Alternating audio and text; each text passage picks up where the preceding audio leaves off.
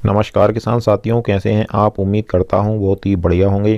किसान साथियों, आज की वीडियो में हम बात करेंगे सरसों की फसल को पाले से हम कैसे बचा सकते हैं इसके बारे में।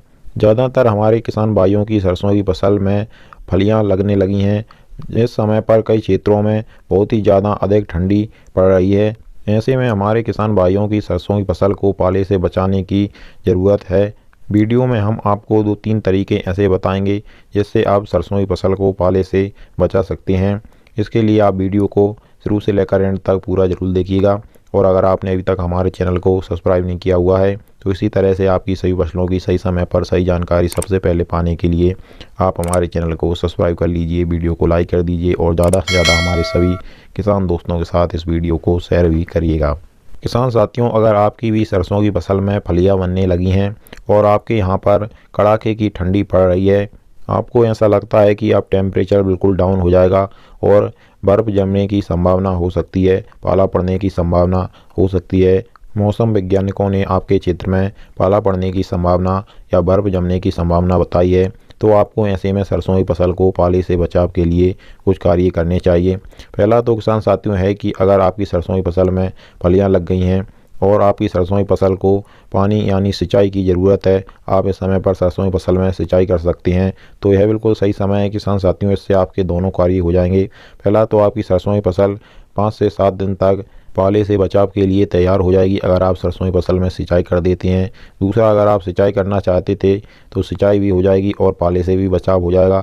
ऐसे में आपके 2 कार्य हो जाएंगे।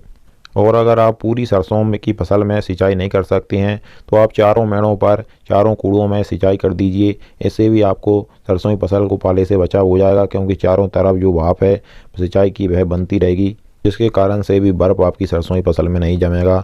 दूसरा किसान साथियों, एक और घरेलू उपाय है।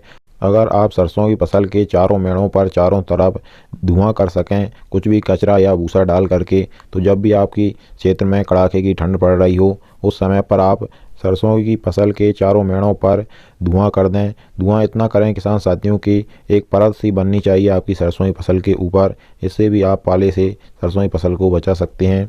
और तीसरा है किसान साथियों स्प्रे।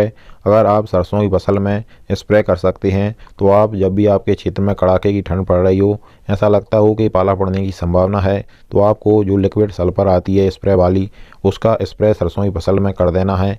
सल्फर के सरसों की फसल में बहुत सारे फायदे होते हैं, कई रोग बीमारियां भी दूर हो जाती हैं। सरसों की फसल में तिल की मात्रा भी सल्फर बढ़ाती है। दाने में अच्छी खासी चमक सल्फर के कारण से आती है। और सबसे बड़ा फायदा, पाले से भी सल्फर सरसों की फसल को बचाती है। एक बार स्प्रे करने पर आपको 5 से 7 दिन तक इसका अच्छा खासा असर देखने को मिलेगा। 5 से 7 दिन तक आपकी सरसों की फसल में पाला पड़ने की या बर्फ़ जमने की संभावना नहीं रहेगी, तो आप सल्फर से भी सरसों की फसल को पाले से बचा सकते हैं। किसान साथियों, अगली वीडियो में हम धनिये की फसल और मसूर की फसल के बारे में बात करेंगे। आप धनिये और मसूर की फसल को पाले से कैसे बचा सकते हैं इसके बारे में आपको जानकारी बताएंगे। इसके लिए आप हमारे चैनल को सब्सक्राइब करके ज़रूर रखिएगा। चलिए फिर मिलते हैं।